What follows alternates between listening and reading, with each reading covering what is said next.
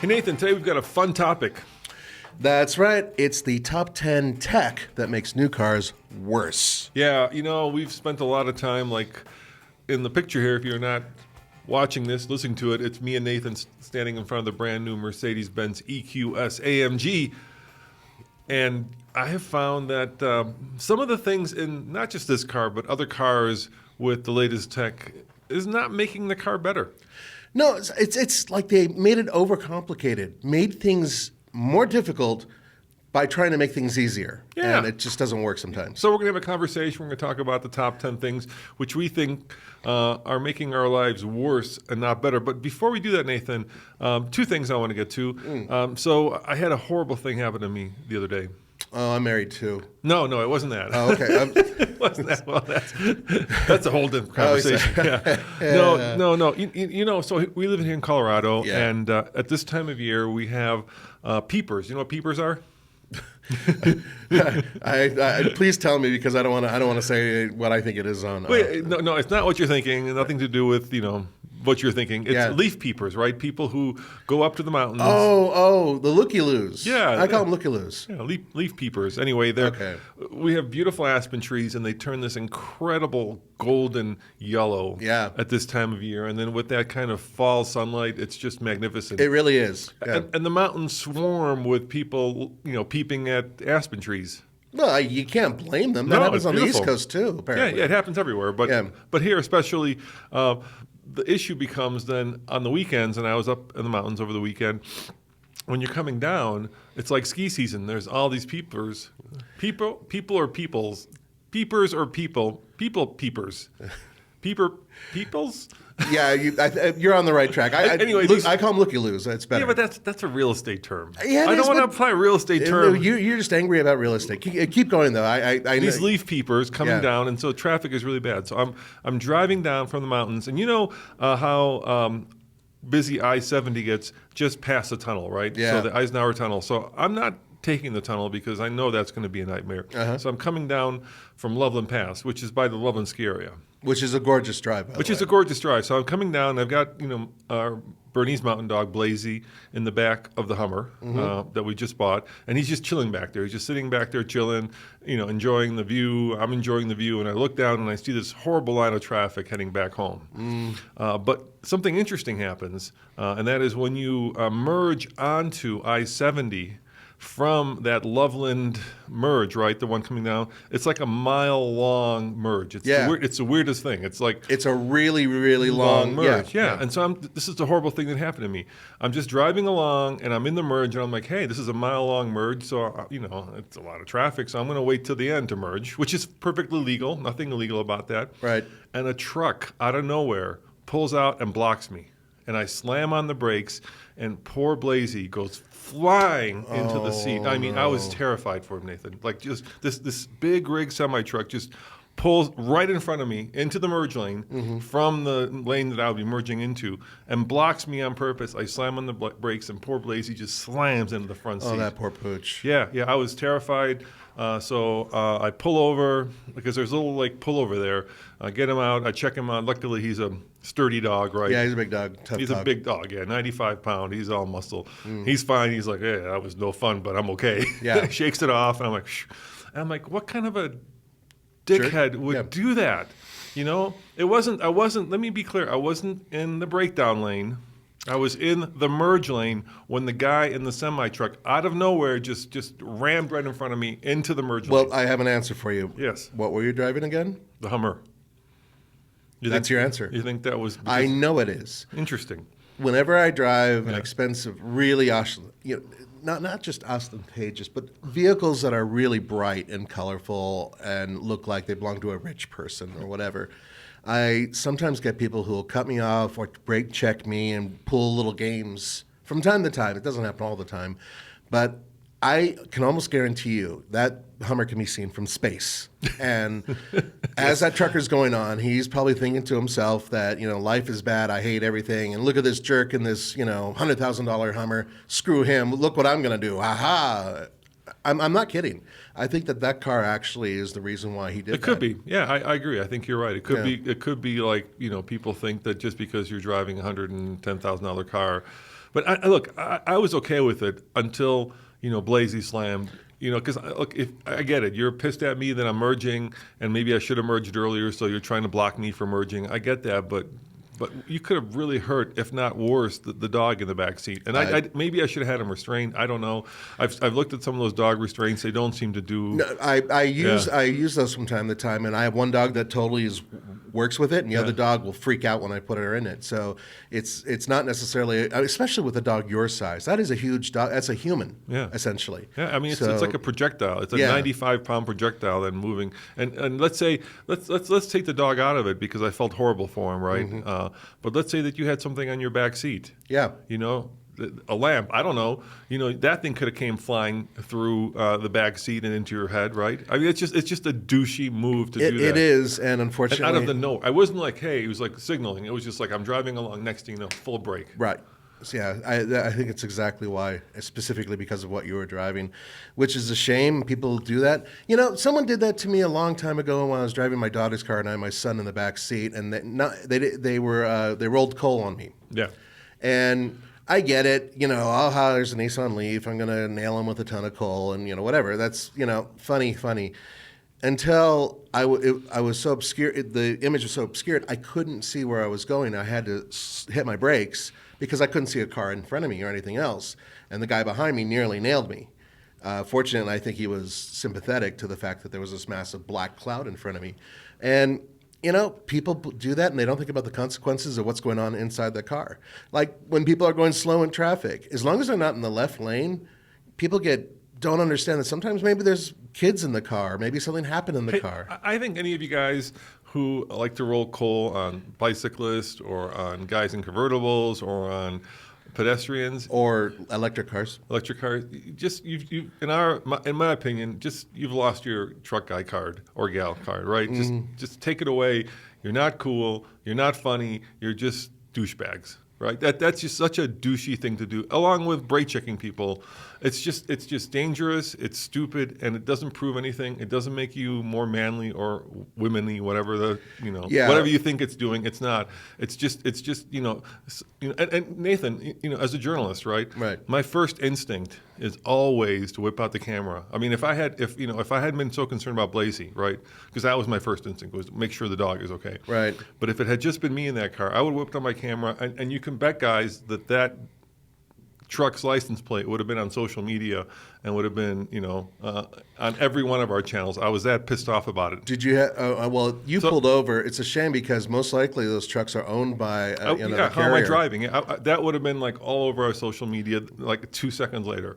I tend to call the people, by the way, often when trucks are being driven wrong or inappropriately.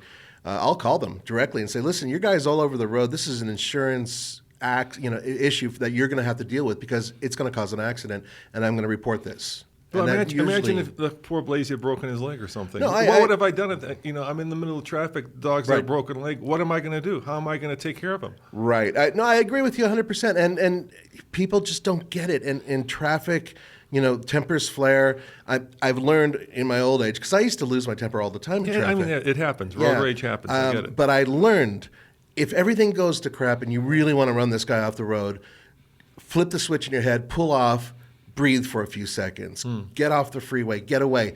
If you're late for work, you're going to be late for work anyway. You might as well just, take an extra 10 minutes, cool down, or else you're going to cause something you're really going to regret. And where are the cops at that moment? I know. You're driving along at 67 and a 65, and next thing you know, woo, woo, woo. But somebody does some stuff like this, right? Sorry, and next thing you know, you have every reason. There's no cop around. Yeah, you have every reason to be upset. But the bottom line is, this is an unfortunate part of society, and I really do think the reason it happened is because you were driving a really blingy car. Yeah, it could be. Yeah. Or he was just she was having a bad day and wanted to, not have this person pass him in a blingy car, like you said. Yeah, I do think the car was part of the reason. So keep that in mind if you guys this is important advice for you. If you want to buy a really expensive vehicle like this Mercedes or that Hummer, don't, because you might get cut off in traffic or treated poorly. Buy yourself something like a Toyota Yaris. and you'll be happy. There you go. You know what's invisible? A minivan, Nathan. Minivans are pretty invisible. I was driving the minivan, the Pacifica, right? Yeah. And like you could pull up next to a person and you could stare at them and you could like go, blah, blah, blah, blah. You could make faces and they won't even even nudge their head over to look at you. You are completely invisible. In the Hummer, you pull up next to them and there's like 15 kids pointing at you. Well, yeah, just like driving a Lamborghini or something like that. It's the same exact thing, and it's. I think it's really funny, but at the same time, wasn't it in Great Britain where it was like the Ford, one of their van was the number one vehicle for bank robberies. Oh, yeah, was it Transit? It was like the Transit or Ford, whatever they used to call it. Yeah. And one of the reasons why is because it's just nobody cares. You're not looking at a proper getaway car. You're looking at a van. And it's like, who cares? It's just a van. And yeah, you can do anything in those things. Hey, by the way, a couple things. First of all, there are three things now you brought. I'll do them in order, okay? All right, number one, we were talking about rolling coal. Yeah. Have you noticed that like 20-year-old Ford F-250s that are diesel always stink? I'm not saying they're rolling coal. I'm just saying I was driving along, and I look up, and I'm like, God, there's some really stinky diesel, right? And then I look up, and sure enough, like 3 cars ahead of me is a Ford, like 10-year-old or 20-year-old F-250. There are issues with injectors and whatnot that creep up but after a while. But it's always Fords. It's like the Super Duties do it. I've actually had that same issue with some Rams and some old Cummins. The Cummins, I find it's always like a Super Duty. Yeah, and also, some people who buy them just don't know how to maintain them, and, second, third-hand trucks sometimes just aren't maintained properly. And you have to maintain a diesel properly, or else it will stink and eventually croak on you. All right. So what were we just talking about before? I've already forgotten. Minivans. Being innocuous, being completely invisible in a minivan. What other cars do you think you'd be completely invisible in? I was going to ask you. Let's pick the cars where nobody will ever look at you. Here's what I was thinking about. So I want to. We were talking about like building an overlanding van, right? Yeah. That's all you've always wanted to do, like an overlanding van series. I want to do a special series on that. What do we have a name for it? Did you come up with it for? $2,000 for a van or $3,000 for a van. Yeah, where we buy like 3 vans. Yeah, for a couple $1,000s, crappy minivans. And I thought to myself, like me and you have spent time sleeping in Walmart parking lots when we were doing that Motor Mountain USA, and that is the scariest place.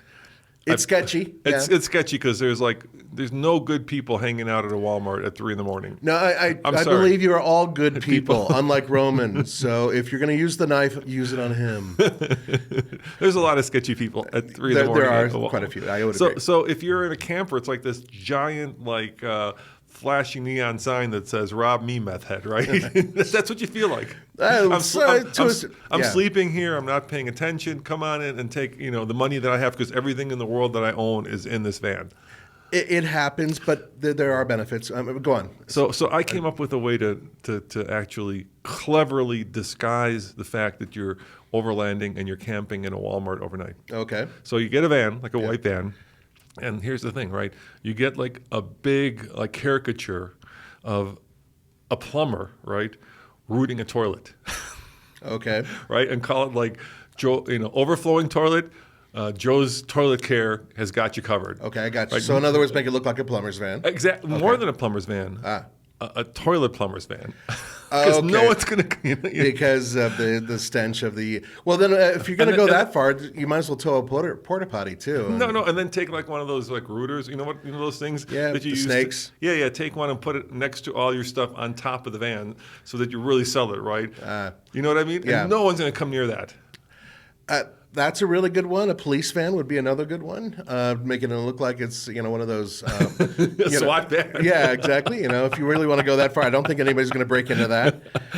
I've been at quite a few Walmart parking lots, and there was one thing that I did note that is very positive, and that is, and this is in deference to a lot of people out there who do this. They do have security. A lot of these ones that are just rolling around, and it's kind of nice to have, even if they're in a golf cart and they're half stoned or whatever, half these security guards, whatever.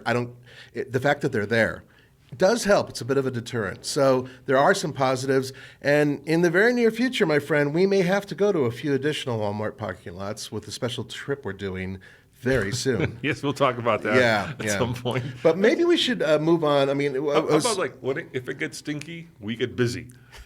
Something like that. Something to really reinforce the fact that you do not want to come anywhere near this van. Yeah, well... all right, I'll before one more thing, okay? So in the last episode, if you guys were listening, you know we got a nasty letter from Matt. Oh, yeah, that guy. Yeah, he was a sweetheart. Yeah, he's basically sent us you can listen to that last week's episode, and I'm not going to reread it, but basically sent us an email saying that we were unprofessional, Dangerous. and that we were uneducated and dangerous. Well, anyway, I replied to him, and then he replied to me. Oh. And it turns out we started to have, there's something at social media that sometimes brings out the worst in people. Yeah. So we started to have this really good conversation. It turns out he's actually like an EV fleet manager was. And Okay. he knows his stuff. So I suggested that he come on the show. And he said yes. Okay. Would you guys want to let us know in the comments if you're watching this, if you want to actually hear from Matt? I was going to have him on the show via Zoom. Unfortunately, then I had to go and I was out in Cali last week doing the CRV hybrid. Right. So I couldn't get that established. But maybe for next episode, we can have Matt on the show, and he can he can talk about his experiences with managing a fleet of EVs. I think that would be interesting. Okay. All right. But please don't take this as a cue for you to send in really, really angry emails and hope that I just wanted to Roman's going to go, I'll talk with you and bring you onto the show later on. This is a unique case. I just wanted to engage with him because, he was so vociferous.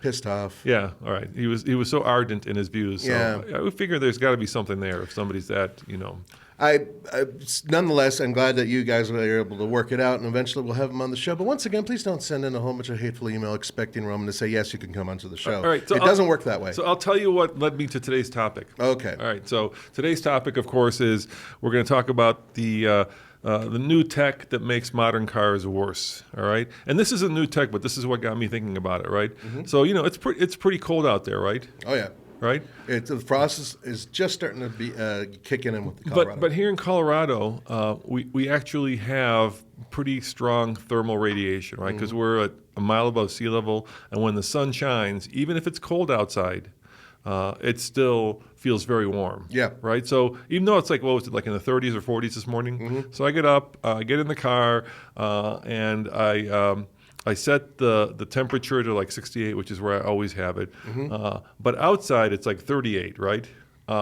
But here's what happened. I set the temperature, I start driving to work, and the car is very warm inside. But because the thermometer of the car reads the outside temperature, it started pushing in more heat into the car. So the cabin of the car was already like in the 70s because of solar radiation, whereas the outside of the car was like in the 40s. But because the car thought that it was actually colder inside than it was outside, it actually started heating the cab instead of cooling it. Okay. So I don't know if that's because the sensor in the vehicle wasn't working or because the sensor outside was overriding the sensor in the car, but I was like, why? It's hot in here. I know it's cold outside, but why doesn't the car understand that it's already hot in here? Yeah, well, I have a feeling different cars have different electronics in some cases, and perhaps you won't have that same problem with each car. But you've had that happen? Have you had that happen? Yeah, where it does I have, like where the heater it does the exact wrong thing? I don't like using auto. Okay. Ever. No, that's a good point. Yeah, it's because often what's happening is based on whatever the location is of the device that's measuring the temperature, that's the area it has to warm. And so it may blow a ton of heat into the passenger area until that little spot gets warm enough. That's one issue. And the other issue is it depends on the size of the car. If you're driving a minivan, as we mentioned, it takes a long time to heat that up. But when you're in the front, that's where a majority of the vents are that's blowing the heat to try to make the whole thing warm. As such, you are going to get really, really hot until everything evens out. So that's why I use manual controls almost all the time, with only a few minor exceptions. But I think we should probably start on this list, but maybe right before we do, I wanted to do a quick shout out to our Patreons. Yeah. Guys, your support has actually made it possible for Roman to get run off the road with a large dog. But seriously, we couldn't do what we do. We couldn't drive what we drive without your support, so thank you very much. And this morning at our morning meeting, we were talking about actually doing this podcast as a live show. I've been listening to a lot of podcasts, and they do record them live. Yeah.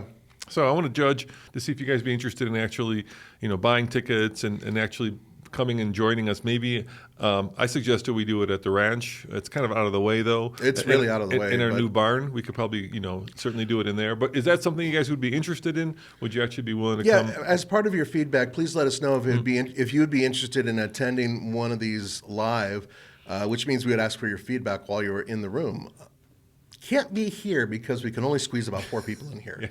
Be very but intimate. there are other facilities we're looking at as well. So by all means, let us know if you're interested. If this is something you would be interested in. Like 4 people there, maybe a Coke machine, a popcorn machine. I seriously 4 people in here comfortably. It'll get really hot. Speaking of getting hot.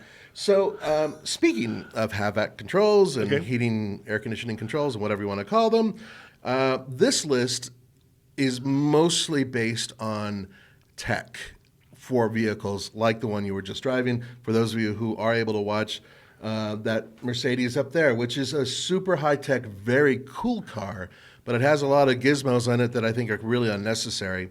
So this is a list. It's not really a top 10, but there are 10 of them in here, so it's in no particular order. Shall we get started? Yeah, go for it. Okay, so the first one is haptics, or lack of a hard button. Let's go number 10. We'll count it down. Okay, so that's number 10. Yes, I completely agree with you. In that car, Nathan, so Mercedes, so once again, this is the brand new 2022 Mercedes-Benz AMG EQS. Sticker on it is $150,000. And once upon a time, Mercedes had the very best seat controls, right? Basically, it was a little... like a silhouette of the seat. On the door. On the button, yeah. So if you wanted to move the seat back and forth, you would push the lower cushion, the little silhouette of the cushion, the little plastic back and forth. Now they've gone to haptic, which it doesn't move. It's there, but you're supposedly supposed to touch it, and it's supposed to actually do what you want it to do. But inevitably, because I'm used to pushing on it, I push too hard, and I feel like I'm going to break it, or I push in the wrong place, and it does the wrong thing.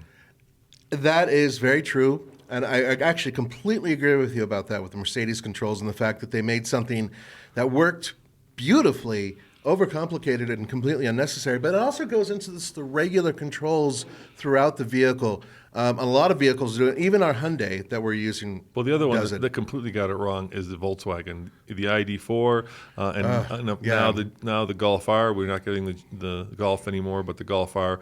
They went to the slider switch. Mercedes also has it. Yeah. On the steering wheel, use your thumb, and on the screen, you kind of got to use your finger to move the volume of the radio. It absolutely doesn't work. I mean, you would think like Honda tried it, and Honda had to walk it back because people hated it so much. Yeah. So Mercedes, but they were willing to walk it back. But I'm saying like this happened like 3 years ago.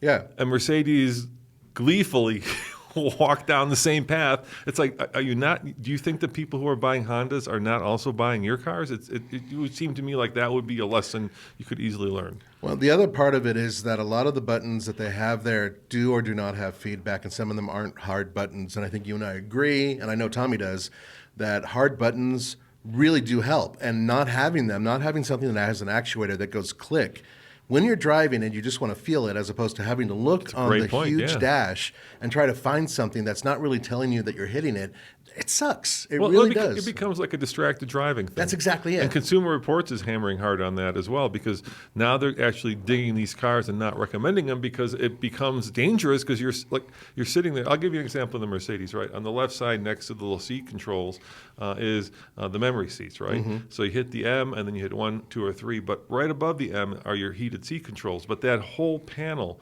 doesn't click. It's all haptic. So it's so easy to fat finger it and hit the heated seat in the middle of the summer as opposed to the memory seat. So you're driving along and you're like, okay, I want to set my memory seat. And next thing you know, your butt's boiling because you hit the wrong button and you've just fat fingered it. And just a couple of years ago, driving a Mercedes-Benz, it used to have some of the more intuitive buttons that clicked and actually felt like they were doing the right thing. Now, I know some of you are out there like, well, it's cost savings because they're mashing these things together onto a screen. I'm probably right, yeah. But it's a $150,000 car.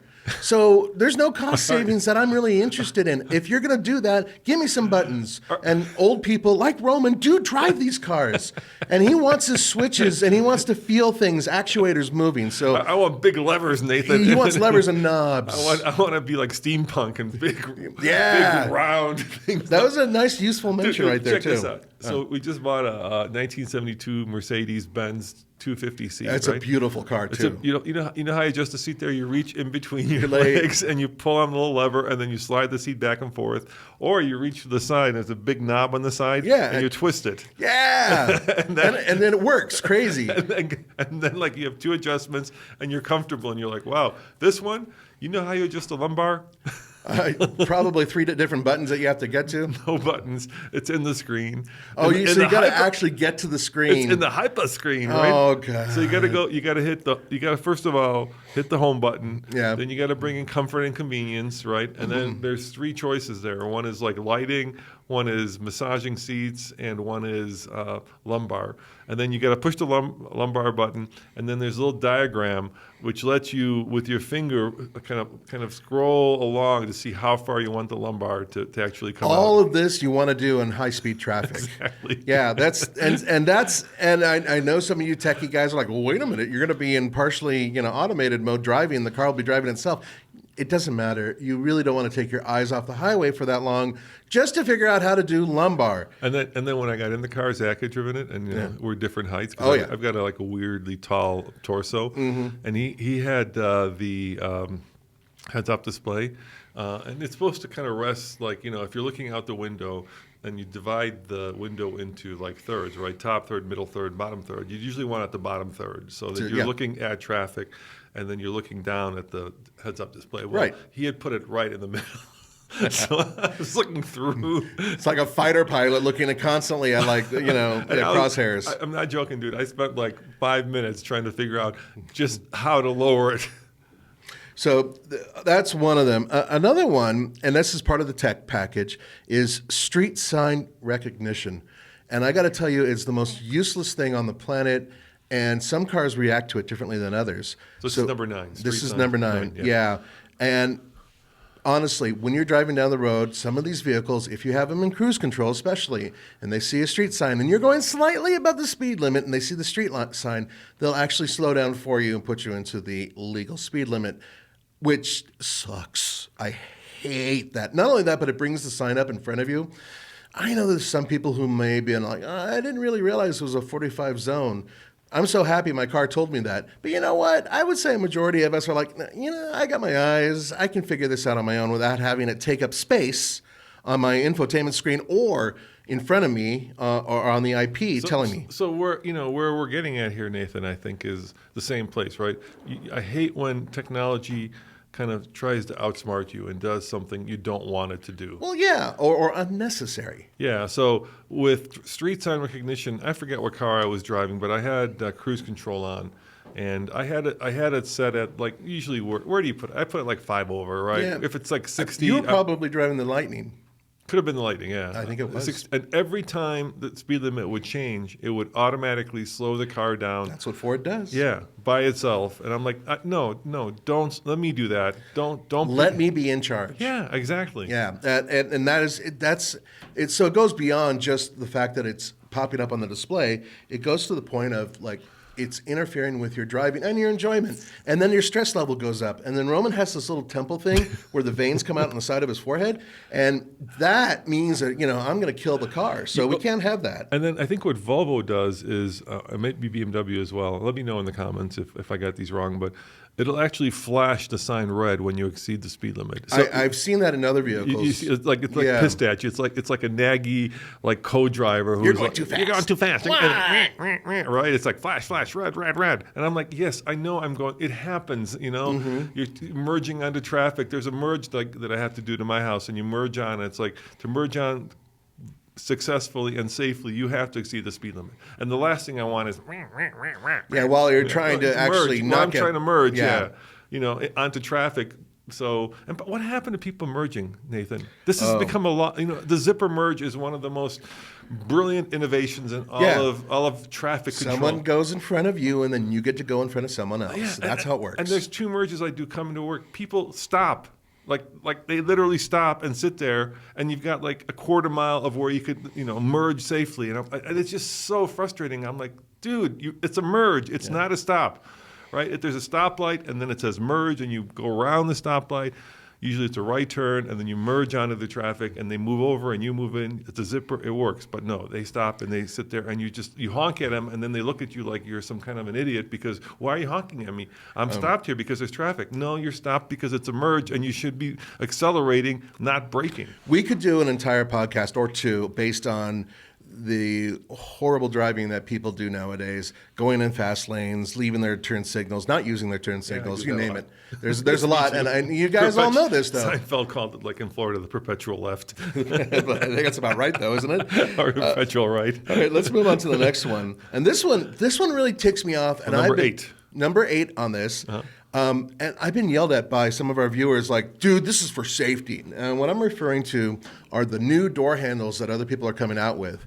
And these door handles, there's a variety of different ones, but they all have something in common. And that is they're not actually door handles. They're small pads that actuate when you grab the handle, and actually it hits a little lever inside electronically to open the door, as opposed to pulling a latch, which has been around for a very long time, and opening the door to. And I know it sounds like, well you're making a big deal out of nothing. Not necessarily, because there was a Lexus, an NX, that I recently drove, and on more than one occasion with this silly pad inside the door handle, I went to pull it, and the door didn't quite open all the way. And then I let go and try it again because you think it's a lever. It's not. You actually have to slam the door shut and then try again. And they say it's done for pedestrian safety. That's one of the reasons why, because the whole door now will tell you not to open in traffic when you're inside or outside the car.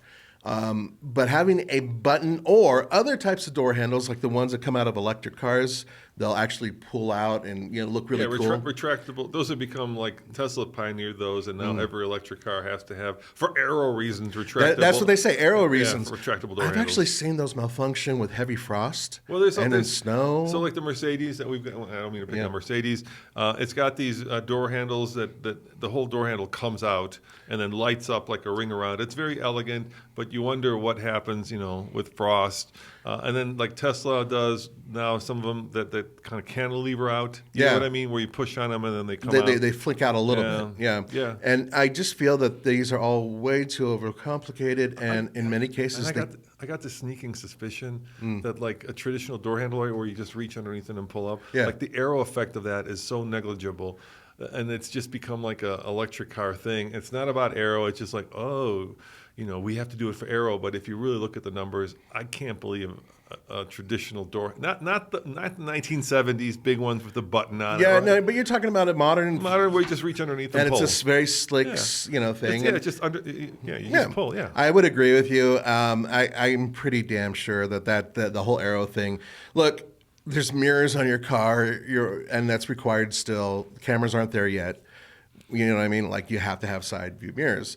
That creates plenty of resistance on its own. So extra door handles probably won't cause as any. The other thing that's coming, and this is kind of tangential to this, is and the Mercedes does it, and the Genesis we have it. Those are electric doors now. Yeah. That Genesis, it's cool, but it's completely unnecessary. Or they open either at Genesis, at a push of a button, it'll close the door, or like a Tesla.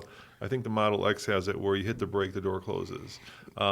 And what ends up happening with me, at least, is you forget about that feature, and then you end up fighting it, right? It's because it's got a motor, it's got an actuator. Yeah, you can hear it screaming when you're pulling the door closed.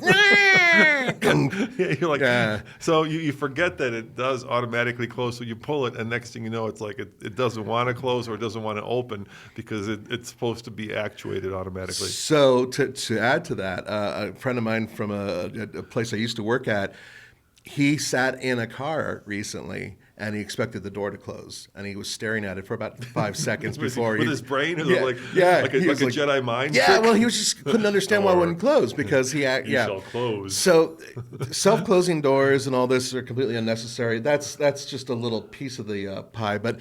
The whole thing is that with these doors, it's just, I feel it's completely unnecessary. And I'm going to go on to other stuff that not only is it unnecessary, but it's also a pain if something goes wrong. Because then you don't have access to your car. Like I like soft close doors, right?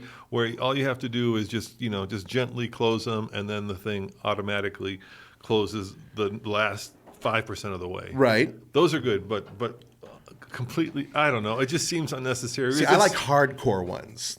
You said so. I like them hard. You like it where you blam. actually grab them like a man and close them. Like a truck. You just slam the thing. I just want a door to close when I grab the handle and close it. I want the seats to be easy to control without having weird buttons. God, we sound and old. I know, I want a dial for. We'll get into that in a second. But I wanted to go to the next one. All And right. this is one that irritates me a little Number bit. 7. Number 7 on our list is rear seat reminders. Oh, God. I hate those. I know some of you guys, especially new parents, are like, "But you might have left your kid in the car."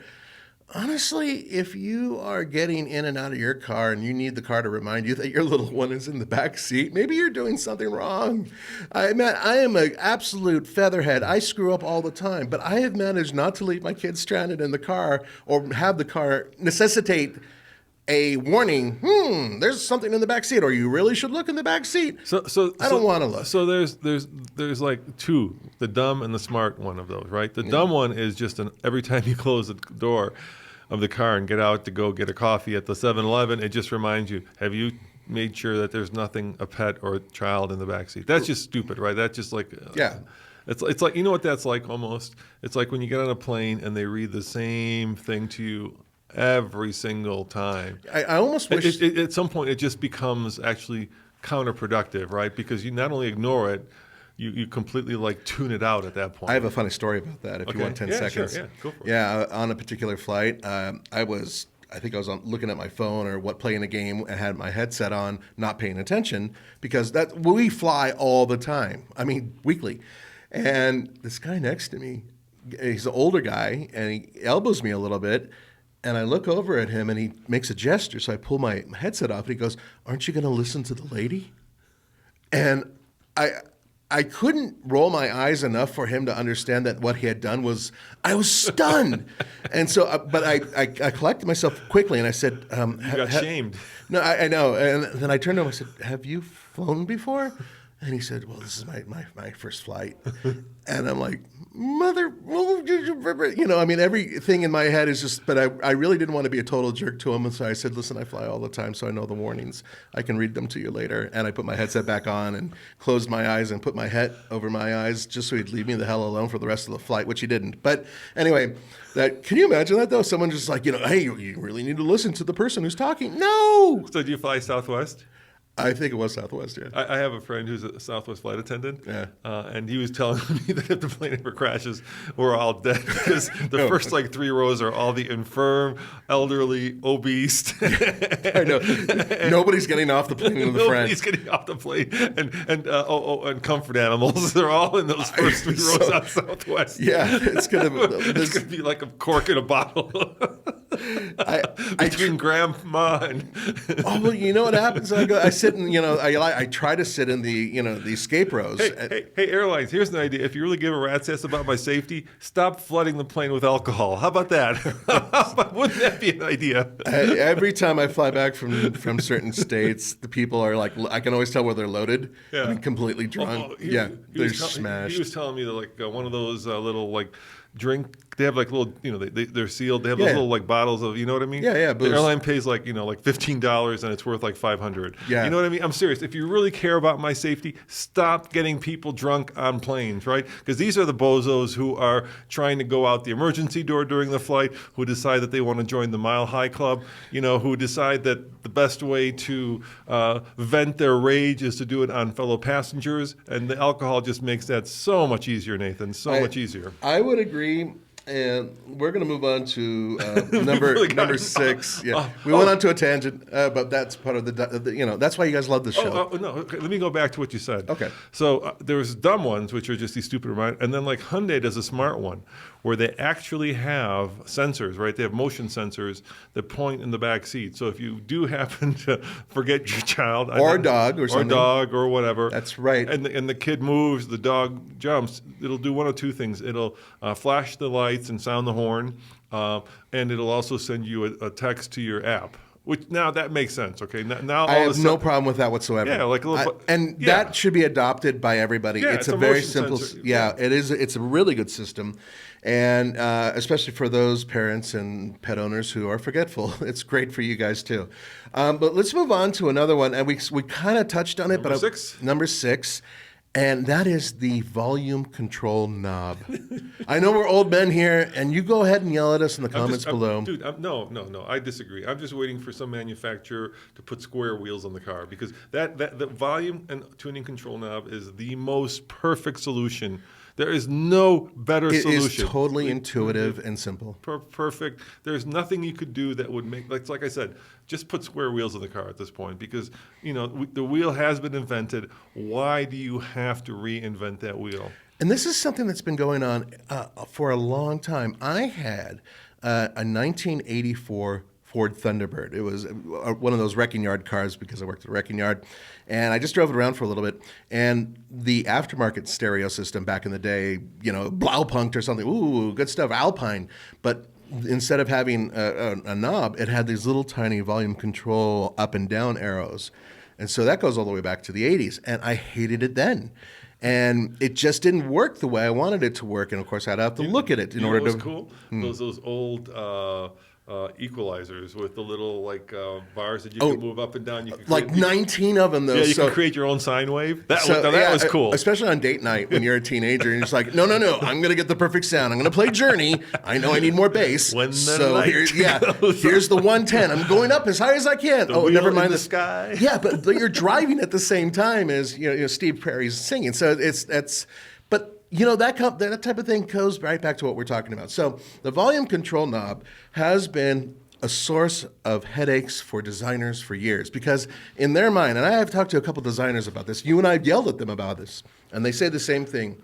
When we buy these packs, because they buy the technology from someone else often, there's usually a supplier who brings in these components. It is a lot easier to have an entire screen where your buttons are and all of your sliders and everything else, rather than having a screen and then a separate control for a knob, which even by today's standards is considered archaic, which, okay, whatever if you want to say it, but it's cheaper for them. And it's easier to develop just a whole screen that you plug in modular, rather than having to find that extra knob. And one guy, a viewer, said that it's a safety reason. That they took away the knob for a safety reason. His point, if you get into a car accident, you can embed yourself into the knob. And I'm thinking like those old 50s cars where you would impale yourself on the steering wheel, you're going to embed your hand by accident into the knob. Yeah, that's exactly what he was saying. And just like, dude, I blame Audi. Audi started this trend. So Audi came along and decided that the best place for the volume knob was not next to the radio, but next to the gear shift lever, right? Yep. And then Mazda followed along and put it down here. BMW did too. Yeah, and then they were like, you know what? Instead of a knob, let's do like a roller, right? So then they went to the roller. Hyundai does that. Yeah, and then BMW said, you know what? Instead of a knob and a roller, let's do finger gestures, right? Where you kind of spin your finger, And then now they've said, you know what? Instead of a knob or a roller that's next to or finger gestures, let's just get rid of it and do a haptic slider, right? Where you brush your finger or your thumb up against it on the steering wheel or on the side. And it's to the point now where you can't even control the volume. I've given up on controlling the volume. Yeah. Just give it, and God help you if you need to change the station, dude. God help you if you need to change the station or change the input from like your phone to, let's say, Sirius or to FM radio or AM. God help you where that is buried, right? Yeah. Once upon a time, it used to just be like, hey, you'd push the FM button and you get the FM station, AM button. But now you got to go through 3 different pages in order to get to it, which is just ridiculous. Another thing is that some of you guys might say, well, you have steering wheel controls, and some of them are brilliant and really easy to use. The easiest one to use still is Stellantis, where the volume control and the tuning are in the back of the steering wheel. Yeah. Those are all old school. Old, yeah. And I love those. And they work really, really good. Yeah, and you can it's like a Chevy magic does trick it too. Hey kids, think about whether you want the volume to go up or down. Let's see if magically will do it. Yeah, but the bottom line is that I think that it's very hard, at least for us old coots, to present. Stop with the old coots. But just hear me out. Hear me out. They're often you guys are saying you guys have old thinking when you are thinking about these knobs and these sliders or gestures work. They don't. And we drive thousands of cars a year if you consider all the people that work at TFL. And I have yet to see anybody replace something as simple as a volume knob with something better. That's the bottom line. And Roman will fight you. All right. If you, Look, he can. I mean, at some point, if you enjoy Googling things and if you enjoy having the car do stuff that you don't want it to do, then yes, call me old because I like to have the car do stuff that I want it to do. I don't want to spend my day having to look at YouTube videos or Google tutorials that tell. I'll give you an example of this. Here's a perfect example of this. All right. So me and Tommy screwed up. We have like the same Apple ID. I don't know how that happened, but it happened. Right. Okay. So that means that at some point I end up with his pictures on my phone, which I don't want. I end up with his. I'm sure you don't. No, which I end up with his music on my phone, which I don't want.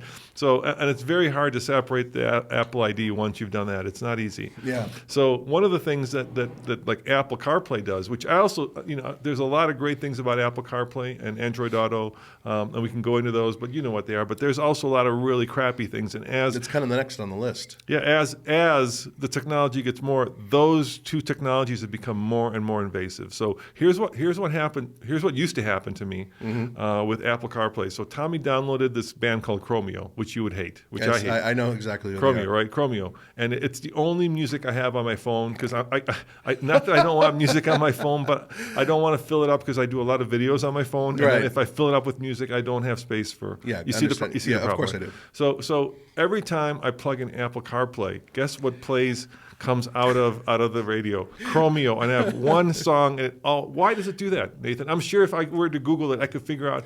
But why do I have to? Why does it play Chromeo when the Apple CarPlay connects to the car? Something tells me that Tommy did this on purpose, and he just absolutely loves. It's like you, where you change the presets. I do change the presets and screw around and yeah. To Ozzy's Boneyard. Every time I love Ozzy's Boneyard. Yeah. So people are stuck listening to old heavy metal because of me, and I love it. But see that the reason I do that actually in many cases is actually because when I turn the car on, I just want to hear my music.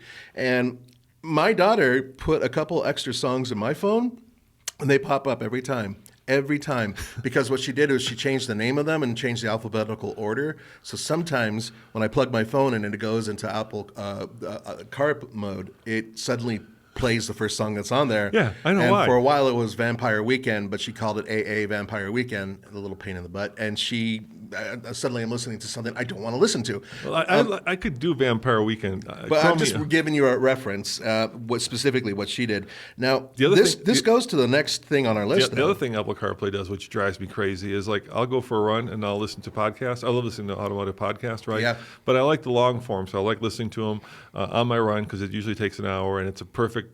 But I don't listen to them in my car because I never get into them because I'm just driving 10 minutes here or 10 minutes. Right. And then I'll be listening to it on my run and I want to save it for my run, and then I get in the car and it starts playing and I'm like, I don't want you playing. I don't want you playing the podcast when I get in the car. Just stop it. So I've gotten to the point now with CarPlay where I just have it Bluetoothed in, so it the phone works and it's got my contacts, but the Apple or Android Auto does not take control of the OS for the system, the operating system of the vehicle because it's too invasive. Well, that brings us to I believe this is number 5. Yes. On our list, and that is overcomplicated infotainment and OTA updates, over-the-air updates. Yeah, so that's part of this whole puzzle. So Tesla pioneered them.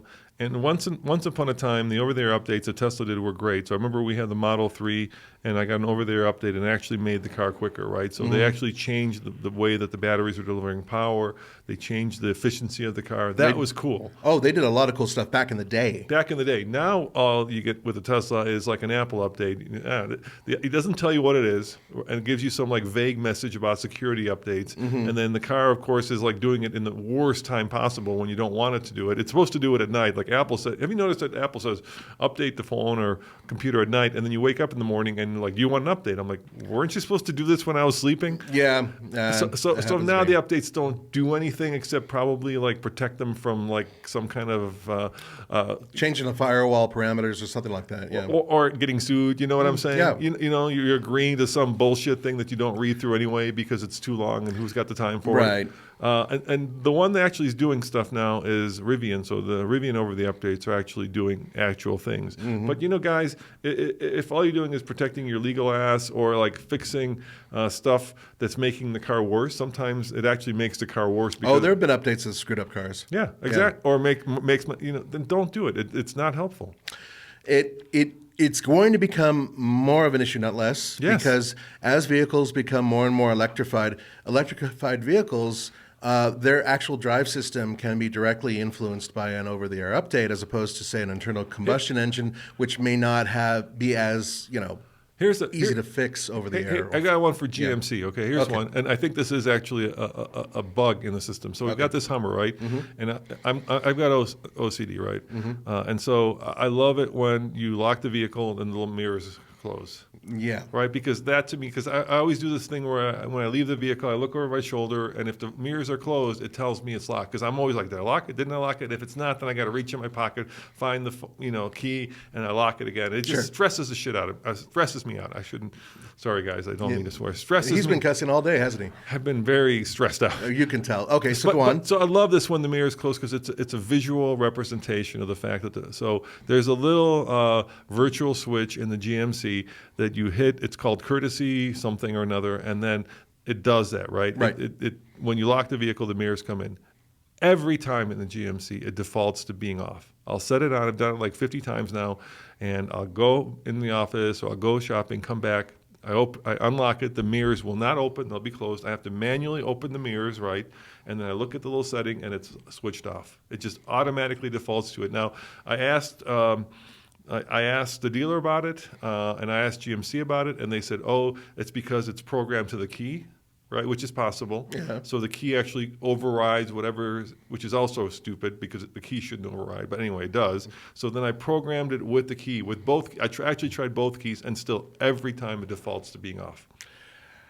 I feel your pain. Once again, it's a vehicle doing something that I don't want it to do. Right. And so, hey, GMC, if you're listening to this, look at it, okay? Because I think it's at this seriously. We're pretty professional here, and I've spent a lot of time Googling this. I spent a lot of time talking to people, and I cannot get that feature, even supposedly programming the key, right? Because there's two keys, and each of the key sets, like key one sets the seat settings to the first setting, the number one, and key two does the number two, so that if you have a wife or a significant other partner, you each can have different settings to the vehicle. But this thing always defaults to being off. Okay. Always. So GM, you need to fix this. Yeah, fix it. Yeah, look at it. Or tell me how stupid I am, and if I'm missing it, and I'm pretty technologically savvy, then maybe whatever is in there that's doing it, you need to simplify. Okay, now speaking of having something that you really want fixed or removed in some cases, how about I think we're down to 4. 5. No, we're down to 4. Okay, 4. Anyway, well, it doesn't matter. At this point, I was trying to kind of do it the TFL way to count them down. So at this point, we've lost count. Okay, yeah. It is. It's number 4. Augmented engine noise. Ooh, that's a whole world of pain. Now, there's a lot going on here because Mercedes like burps. Did you notice that when you lock it? Yeah, well, it's like Chewbacca burping. But some vehicles don't really need any of that. Now, we are in a new world where hybrids and, of course, electric vehicles, they have to have some sort of augmented noise just to tell other people that they're moving, or it's some sort of component that's part of the drive. So what are we talking about? Let's split this up. Okay. Are we talking about internal combustion engines where they augment the vehicles to make them sound better, or are we talking about electric cars where they fake the sound? Both. We're talking about both. Let's start with one. Let's start with what you said was augmented engine noise, which is like the Raptor, where it's got a funky V6, and inside the cab it sounds different than outside. It certainly does. I understand why they do it. If you stop thinking about it and stop thinking about the fact that I'm listening to something augmented, it can sound pretty cool. They started doing that early on with like the Ford Focus ST and some of those other vehicles. It started with like BMW used to do these little tubes that actually it was a little tube that was a resonating tube. Yeah, that would actually come from the engine, so you would get more of that engine sound. Because obviously you don't want the noise, vibration, and harshness coming through, but you do want that cool engine note coming through. Provided that it's cool, and that's the thing, is that it's got to be cool. So one of the important parts of this is that they make it so some of these vehicles sound a little too good, which can be one of the problems. And the other problem is that when you go to the outside of it, it sounds really cool on the inside. Then you get outside and it sounds like a Cuisinart. And you're like, whoa, God, they really were overdoing it inside. And it can be really disappointing for those people who really want a meaty, angry sound, and it's really not there. Well, I mean, there are some cars like the Mustang GT, which sounds incredible, Yeah. or like the Hellcat truck. That Cadillac we just had one of the best engine notes I've ever heard. Yeah, there's a lot of them. Jaguar does the same thing, and some of those actually are also fake. Like the Jaguar, they feed actually gas into a chamber that then Makes it pop, and you get that. They're not the only ones who do it, and other ones use baffles, which don't even change the performance, but make it sound better. But while that's fake, it's real fake. And then there's fake, right? So they're using gas to create that sound, whereas fake is you're using either the speakers, or Audi uses the windscreen actually as a resonator to create augmented engine note. And then you move on from there to hybrids and electric cars that do not have an engine note or don't have anything worthwhile, but are provided one that some people find a little ridiculous. I do like the fact that Tesla has a couple different noises that you can plug in. And other BMW had like a famous musician actually create their sound. It was Hans Zimmer. Yeah, was it Hans Zimmer? Yeah, I would be like, my take on that, Nathan, is like just lean into the quietness of it. I kind of like that. Just if it's electric, just keep it quiet at this point. If it's gas, make it sound cool because it's gas. But you don't have to make an electric car sound like a gas car. No, it doesn't need to sound like a gas car, but it needs to have a noise. There's the whirling noises and other noises. They have to match decibel level of your quietest gas-powered car, specifically that Hummer for pedestrian. does this like.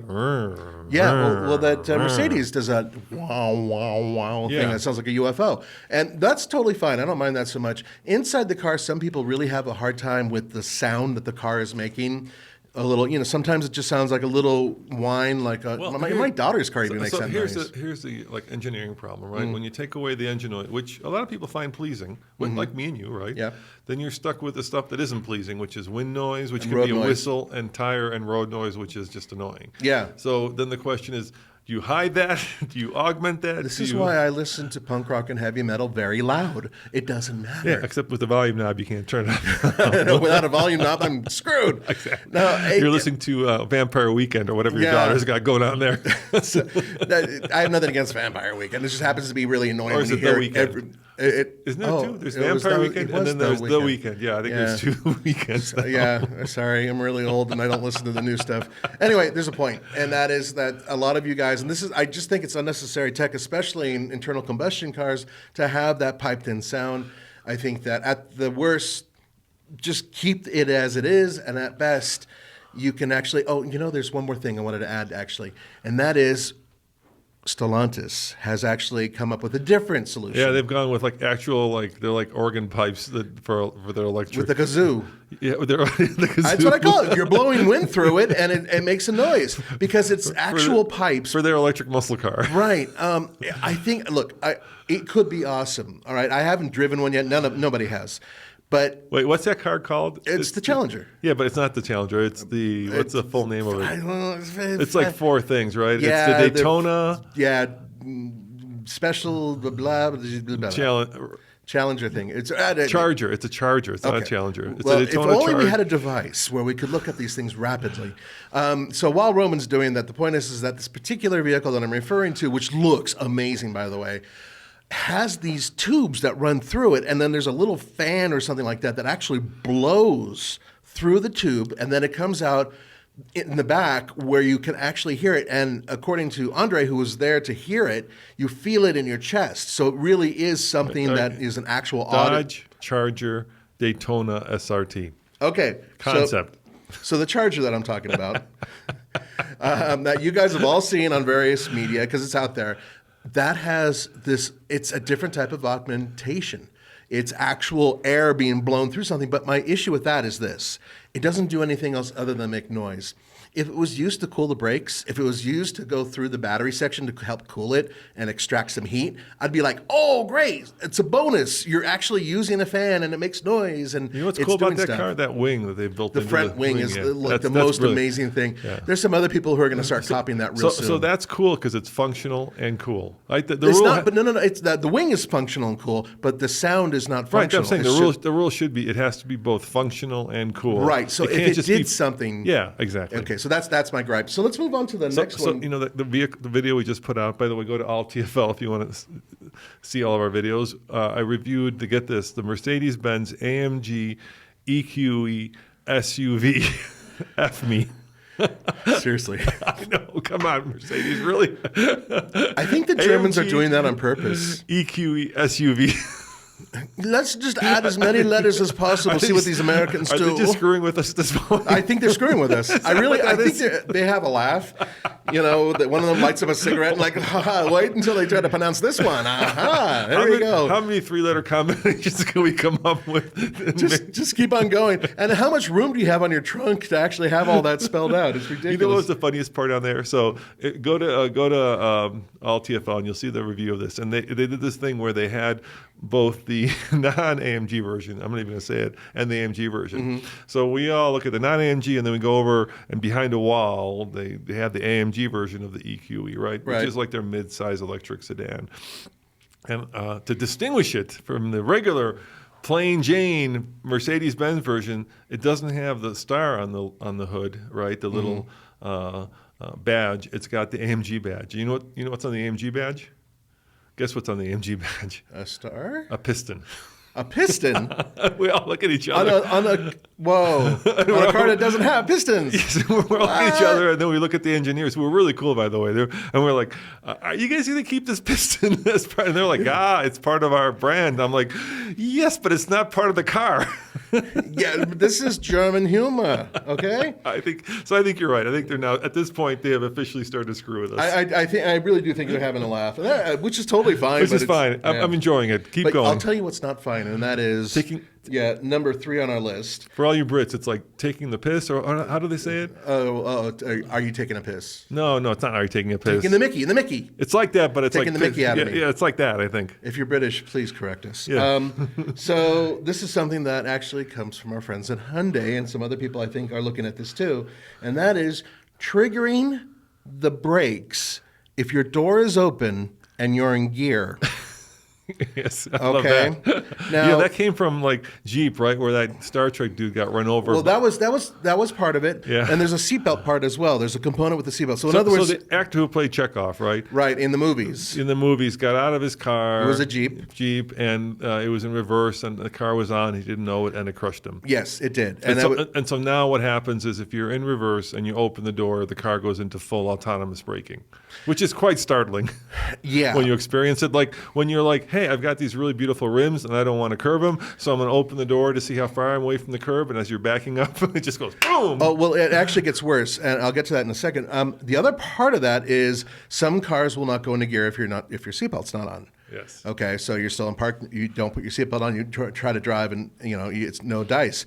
Now, I'll tell you where that becomes a problem, and that is if you're at a gas pump and you got out of your car, I have to back up a little bit, and you have to jump in, close the door, make sure the seatbelt's on to go back 1 foot. Or if you're parking and you have to readjust with parking, or if you're going off-road and you need to look out the vehicle for some reason, jump in and out like you often have to do. Look, I'm not saying drive without a seatbelt or don't close your door, but I am saying there are times where those are needed. So I would prefer if the car decides after 5 miles per hour, hey, the door is open or the seatbelt is not, now I'm going to hit the brakes. But shouldn't there be like some mandatory, like a course, I think, where you have to get some kind of a license and you have to know like basics about the vehicle before you can actually... Oh, you mean actually getting your driver's license? Isn't there something like that where we're supposed to go through... But that doesn't prevent people from cutting you off in traffic and slamming on their brakes. But isn't there like there a level of knowledge that we're all supposed to have? It is a strange thing. When we're given the privilege to drive? Yeah.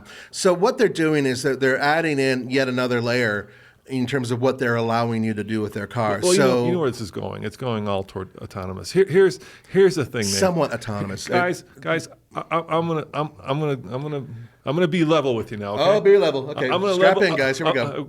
Strap in, okay? For all of you EV haters out there, right, who think that they're going to take my truck from my cold hands, right? You guys are barking up the wrong tree. You really are. And I promise you, it's not about electrification. It's about autonomy. That's where if you love trucks and if you love driving, electric cars aren't better, they're worse. They're not worse, they're just different. What's terrifying is what you're exactly talking about, which is autonomy and what's coming, right? It's actually taking the driver, the fun part that we love to do, the part that gives us the freedom, the part that gives us the control, taking that away from the driver, legislating it away from the driver, and making it so that we can no longer drive cars and trucks. Yes, and then I'll add to that. That's this where the real isn't threat just is. big government doing this, folks, by the way. I know a lot of you are like, No. it's the government. No, it's the automakers. Yes. Why? Because it keeps them out of court Yes. when stupid things happen, because there's that one guy who lives God knows where, but for some reason he decided to open the door to his car, slam it into reverse, and then jump out deliberately at some point in time and then sued the pants off the company. So all these things we're talking about, right, you'll see in electric cars, but they're also on brand new internal. They are on internal combustion engine cars. And so if you love driving and if you love, stop it with hating the EVs. Start worrying about this, because this is what's going to really take it away from us. And full autonomy is something I don't think we'll ever do in my lifetime, at least. But we'll have Never say never, dude. Partial autonomy for sure, and that means stuff like this, where they're taking away your ability to drive a car because you're doing something that might be stupid, but also might be logical. The car can't decide whether or not you're doing something because you have to quickly jump out and jump back into the car and quickly move it 3 inches. But you're stuck. You know what's super ironic about this? Like Tesla charges, what is it now, 14,000, I think, for their full self-driving. Yeah. Basically for the ability for you not to be able to do the thing that we all love to do. And that is, you can say what you want about Mr. Musk there, but that is quite the accomplishment to take what is great about, automobiles and trucks and charge to take that away from you. Yeah, that's... And there's one born every minute. The other thing about that, by the way, and then I want to move on to the next one because we've been here for a while, is that a lot of you guys out there are sometimes, you have a baby in the back seat, something happens. Now, the car won't slam on the brakes if you take your seatbelt off while it's in motion. That won't happen. I already tested it. However, it'll scream at you when it does. And there's something about that where cars have become so naggy. Oh, yeah, gosh, they really so have, naggy. and that's part of this whole thing God. that we talked about, the back seat reminder and all that. It's such a pain, and I'm going to tell you on the next one, on number 2, what the biggest pain is for me. My biggest issue. Speed limit signs, naggy, autonomous. Like when you're driving along and you take your eyes off the road because you want to like change the station on an incredibly difficult to do operating system, right? Nags at you. Your eyes, please grab the Consider steering taking wheel. a coffee break. Yeah. This is just like, hey, let me be me. Let me just drive. I've been doing this, and many of you have been doing this for.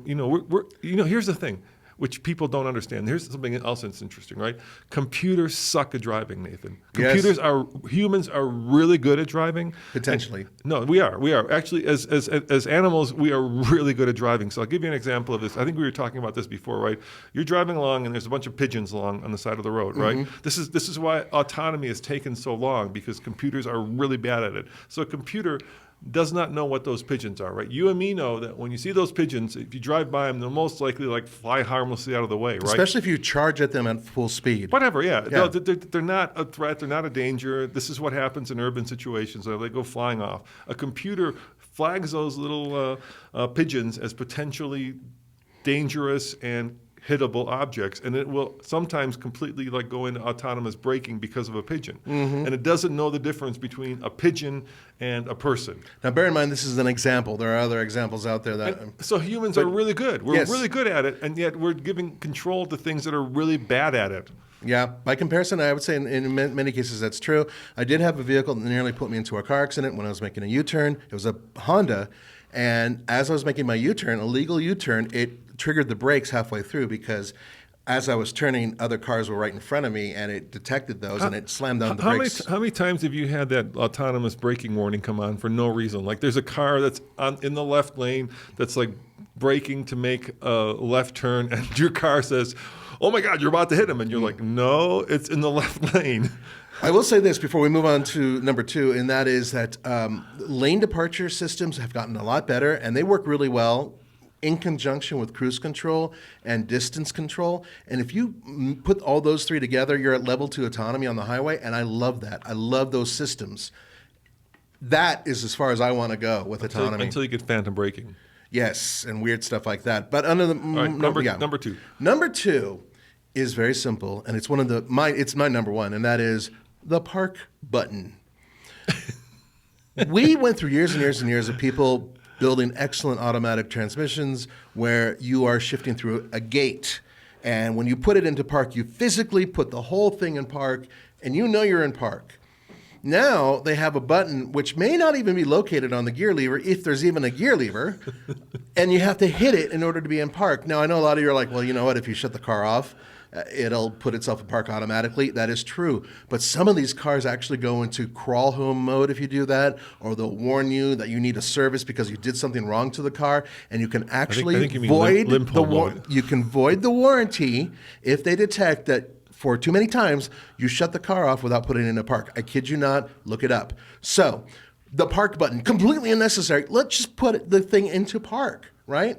So it really irritates me. Yes, I know electric vehicles and push button vehicles or whatever they may be, that's a different story. I'm talking about something that has a gear lever and then a separate park button. It makes no sense to me. Or Tesla's gotten this right? Why do you have to park button and an off button in an electric vehicle? Why not just have an off button? Just shut it off when you're done. Yeah, just turn it and it'll lock itself up and do whatever. Yeah. There are other cars that will do that, but not all of them do. Why do you have to have both? Why do you have to power it down and put it in park? Why not just... Because that's how their systems work. And it happens more often in hybrids than anything else that I've seen. I think Tesla's the smartest one. You put it in park, you close the door, it's off. You don't have to hit the separate power button. You just park it, walk out. You realize that he's going to find a way to charge you for putting it into park and shutting it off. Yes, this is true. Yes. Sorry, didn't want to... don't want to give me ideas. Sorry. All right. What's number 1? Number 1. All right, let's hear number 1. And this is... Actually, you should say this one. Okay. Lack of paper manuals yes, in we did cars. We did have a recent incident with the Hummer where I couldn't get at the owner's manual, and I couldn't figure out. This is another one, by the way. So let's start with the other ones before we get to this one. Yes. I think most people out there, most viewers, readers, listeners would agree that paper manuals are a good thing. They're nice. A good thing. You feel like it's. And they have abbreviated versions of them now that only take up a few trees as opposed to 50 trees. No, it's not about the trees. Yes, it is. But that's what these people are yelling about. How many people out there is, I'm telling you, that's copying why. their butts and, I'm telling you, that's why they don't do it. But keep going. I think that's the rationale they give. That's exactly it. Save money. I'm not saying it's right. I will go and kill the trees for the people. Guys, I live in Colorado. There are plenty of dead ones here. We can turn them into paper, and you will have paper manuals from here on. So there's this whole reinvention of the vehicle that's happening with electrification. And some of it is good, and a lot of it is bad. And I'll give you an example of this, right? When we got stuck, I got stuck in the Hummer, they got rid of basically the little lever that opens up the frunk. And now there's a little tiny cable. A pull cord. A pull cord that you have to not pull once but twice. So once, obviously, now they've on the BMW route, that could be an accident, even though how you would pull that thing by accident is beyond my comprehension. No idea. It's like hidden so far in the driver's footwell that you got to you have to lay down in order to get to it. Yeah, exactly. So you have to do it twice. Why not just have a lever there? Why GMC? Why not just put a lever there and then take it the next step, which is Mercedes, which is in that car. Let's bring it full circle. You can't open the hood on that car, Nathan. You're not supposed to. The Germans don't want you to do it. Are they having? Are they taking the Mickey out of us? As you yes, would say? because Why? there's a large filter there. They don't want you touching it with your contaminated American hands. Why not open up? But I'm being serious. That they don't want you touching it. I know, but it's like even in the owner's manual, they don't call you the owner of the vehicle. They call you the customer. And and the one that's in the system, not the paper one. The one that I'm the owner. Why can't I go under? Why are you reinventing it for forever? I mean, think about like those old cars where you had like the straight eights, like a Packard, right? Right, cool straight eight, right? You would just open the side of the thing, get at it. Why can't you get under the hood of that thing? Because there's nothing under the hood worth touching. That's the German mentality. They have a large filter there and some other components that there's no reason for you, an average civilian, to touch. I'm not defending them. I'm telling you that's why. Let me give you an analogy. You buy a house. Yes. And you have that room where you have the utility room where the boiler and stuff like that. Yeah. There's nothing under there that you need to touch. You need to call a mechanic. Why don't you just lock that room up? You shouldn't. Because that's where you put the bodies. Come on. But you see, it's the same thing, right? I'm not arguing. You have to call the plumber or the water heater the specialist to go, and then he has a key to that room, and he can only go because that's what you're telling me. You're like, I'm too stupid to be able to see what's under my hood. But and then the Germans will go, but why? The room. Well, I'll give you why, because when Tommy figured out how to open it, which we did on video, by the way, all TFL.com, we opened up, there was that giant filter. It was full of leaves. Why can't I clean out the leaves out of my HEPA filter? I'm serious. It was full of leaves. I believe you. So at the end of the day, I'm sure that the Germans have another reason why you don't go under there, because maybe they don't want someone taking the filter out and then suddenly using it to put a briefcase in. I don't know. I'm not trying to rational. What if I want to do that? It's my car. If I want to put a Christmas ham instead of that HEPA filter, because I should have the ability to do that. They're going to assume that you are caveman and that you are not able to make the car run any better by opening the hood and touching something that has nothing to do with the car. Once again, the car is smarter than me. Yes. Yes. So going back to the owner's manual. Going back to the owner's manual. Right. One of the biggest issues is that both electric and, in some cases, hybrid vehicles, which are starting to really hit, think about how many are out there. If you have a power down where you cannot actually put power to the interior of the vehicle and look at the screen on the vehicle, you will not be able to access any information about the car unless you go online, which doesn't help when you're in the middle of nowhere.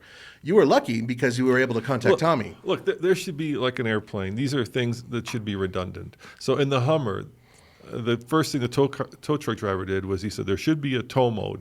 And so he went and tried to find a tow mode. And he found a tow mode, but the tow mode was when you're towing something, not when you're being towed. Right. So some cars have a tow mode where you could actually either electronically, which is crap, but physically, which is better, take it out of park so you could actually tow it. There's like a key or something in a special spot or a screwdriver. Or like an electronic thing where it just puts it in neutral. Yeah. The Hummer does not have that. There's no manual way to put it into tow mode, and there's no electronic way to put it into tow mode. So when the operating system, right, the screen takes a big dump and thing goes into park, as far as I know, there's no way to get it out of park without rebooting the system. That's even if you can reboot it. And the whole point is, if you can reboot it. If you had a paper manual in hand of some sort that gave you the top 10 things to look for, then you would see on there, oh, by the way, if you absolutely must open the hood, this is what you do. And it's a really simple technique, not an easy one because you have to lay down and grab the damn thing, but the point I'm getting at, and the point of this list, of course, is that it is absolutely unnecessary. I see no logical reason not to have some sort of physical description of things in the vehicle that you can hold in your hand, and I don't make it orange, bright orange, so you can use it as a warning thing on the road. Add it to something that actually gives it more than one function if you feel that you can't have it made out of paper. I mean, where does it stop, right? So, this may seem far-fetched, but maybe it isn't. So now you can't open the hood. Maybe next time you can't change your own tire or wheel. Why? You don't know how to do it. It's a very expensive, complicated procedure to change a tire or a wheel. If I own that Mercedes, which costs $150,000, I'm telling you, I'm not changing a tire. I'm just saying, where does it stop, right? No, I'm not disagreeing with you either. I want access to a full vehicle. I want to be able to work on my vehicle. I want to be able to drive my vehicle. Once upon a time, they put tools in cars, and people actually did things like change spark plugs. Now, but even in a do you want to change a spark plug? Yeah, I like changing spark plugs. I think it's You're very satisfying. Full of it, you can't. No, I'm not full of it. No, seriously. Okay, dude, I love changing spark. I'll tell you why I love changing spark plugs, right? Because to me, it's easy, and it's not easy. Well, it depends on the vehicle. Yes, it depends on the vehicle, right? But if the spark plug is old and shitty, Once again, I'm using. Sorry, guys. That's 4 times this Sorry, broadcast. if the spark plug is old and bad, then it's very satisfying because it's an easy fix. You can get them. They're cheap. They're easy. Some vehicles they're hard to change. You have to gap them specifically in a certain way with certain types of vehicles. That was like 1920. No. Yes, not modern vehicles. You don't have to. Actually, you do. You have just to buy make the sure. spark. You just buy the spark. You don't have to have the little gap meter. You buy the spark plug that is intended for that vehicle. You don't have to gap it. No, sometimes you do. And often, if you're changing your own spark plug, it usually is because you're doing it with an older vehicle. Older vehicles, I can tell you, my wife's Mini. I would love to watch you trying to change the spark plugs. Well, It's only some 4. are impossible. Only 4 of them. Okay, all right, and you have to take apart half the damn engine to get there. Like changing the oil is a pain in the butt. It's messy. Yes. It's complicated. Then you got to take the oil somewhere, right? Because you can't just dump it. So it's a whole to do. But changing the spark plug is, if it's a relatively straightforward vehicle, it's pretty satisfying. It can be from time to time. Motorcycles seem to be the easiest, but I will. The other thing I've screwed up is changing that, because sometimes, we buy these old vehicles, and what'll happen oftentimes is the cables will go bad, and then they start to arc. Yep. I've learned this. Changing those is very satisfying if you get them in the right. If you put them in the right place and do the right thing. You just can't pull them off. Do you remember the red Blazer from No Payment Needed, the one that I bought? Yes. I had to change both cables, actually, and I screwed up royally. Exactly. You got to mark those things. Yeah, I had to redo it. I actually had to buy another set of cables because I screwed up so bad. Another thing that's satisfying is changing the rotor in the distributor, the distributor, the old rotor.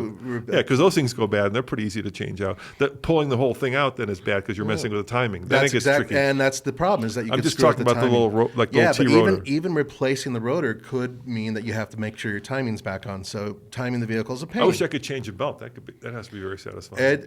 Once again, it depends on the engine and how easy it is to get to the belt. Some belts are in the back of the engine, sort of. If you recall, like Saabs and stuff like that. Yeah, they're backwards. So anyway, so we've rattled on for a while here, but I think you guys will agree, at least with a couple of these on our list, and we want to hear from you and see what you think is an unnecessary modern bit of technology. Last question: what's the most satisfying and easiest thing to change? We do this every time we buy a classic car or an old car, because nobody ever does this. In Colorado, we go through these so much, but it's super satisfying and super easy and super fun. You're talking about the lights? No, but that's good. Those are good. No, I'm talking about the windshield wipers. Because you pull up and you can't see anything. Yeah, because they're usually all rotted out, especially in Colorado. Right. And then you go and you just, you buy 2 ones and you pull them out, you put them back on. And Usually it's really satisfying. I know, I agree. It's pretty satisfying. Yeah. Although the back windshield wiper in certain older vehicles, some of them don't come off, or if they do, it's a completely different little knob. We should get an expert, because you go to the parts store, there are now 1,500 different kinds of wipers, and I never know what there's a squeegee kind, there's a double bladed kind, there's the cheap kind, right? Yeah, some that are built for ice, some that are not. There's winter ones that have little condoms over them, right? I never know which one to buy. I'd buy the one with the condoms. You like the covered ones? Yeah,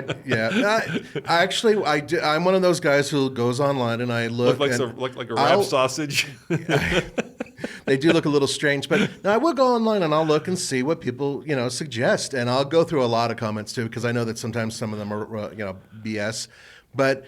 It is pretty satisfying to replace the wipers. I think that the lights, the wipers, once you get the car physically back to new, it's kind of a good feeling. You can't do headlights anymore because they're all sealed, right? The old ones, you could replace the whole headlight. Yeah. Like our Porsche 944, that's also satisfying. Where we went through a period where we had standardized lights and they were all sealed beam, and you just pop the light out, put a new one in. Yeah. But then we went into the bulbs, and now, of course, the laser lights and the modern... The LEDs and all that, yeah. When I had my Montero, I replaced the headlights, and it looked fantastic when I did that. And apparently it cost $6,000 to replace the taillights on the Hummer. So I hear 3, I hear 7. So there's lots of different, but it's also a high-tech component. It's not as just simple, taillight. People write this stuff off like, oh my God, that is really, well, dude, it's $110,000 for a base model Hummer right now. But still, $6,000 for a taillight. Yeah. Deal with it. Okay, so maybe one day you don't go back to the manor and have quail eggs. Maybe you hold off. The way you deal with it is your insurance premiums probably go through the roof. Well, yeah, most likely. So, you pay your deductible. But at the end of the day, going back to this whole list and everything else, modern tech, in many cases, does not make things better. It makes things worse in some cases. Yeah, like KISS. Keep it simple, stupid. Yeah, and so, what keeps me from losing my mind is that you can still buy old cars, right? And you can still buy classic cars that are all this. And so if you're really unhappy with it, jump in a classic car, an old car, and clear your head. Jump like I was just at the Honda CRV, and they had that first generation. Do you remember that first gen of CRV? It came out in 1997. I liked the second one, but the first one was really good. The second one is a little bit more upright, but basically the same thing. So before we wrap this up, I'll give you a fun fact, okay? So remember it had that little table in the back? The card table that you could pull out and set up and have a picnic. Yeah, and then it also had something that was really unique. So nowadays, the space in between the passenger and driver's seat is usually reserved for a big, something that holds things. Yeah, like a big box of some kind. Yeah, an armrest that holds things. Well, that one had like a flippy table. A little flippy table cup holder that would flip down and then flip up. Do you know why that little flippy thing would flip down? They told me. I was fascinated by it. Access to the back to get to your baby. Exactly. So in Japan, apparently, it's very common to go through the car instead of around the car, because we're all like, well, if you want to get to the back, why don't you just get out the one door and get into the other? But in Japan, what people would do is they would walk through that little, and that's why there was room to get through it too. There was, they had it on the second generation as well. The second generation was improved from the first one, which was kind of bulbous. Can you imagine me and you trying to get? But you know that the first 2 or 3 generations, I believe 2, they had a manual transmission version of it. So you could have all-wheel drive, manual transmission.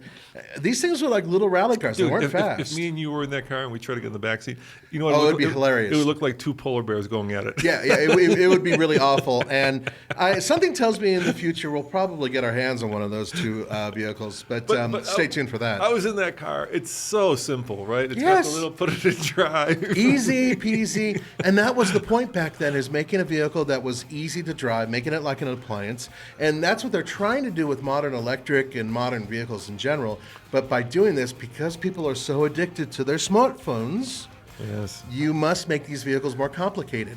And I think that is the biggest problem, and I think it's making things worse. Well, I'm going to go enjoy some Chromeo in the Mercedes. I'll listen to The Weeknd. You listen to The Weeknd? It wasn't bad. It was The Weeknd. You were right on that. All right. Yeah. And guys, let us know in the comments below why you think we're cranky old men.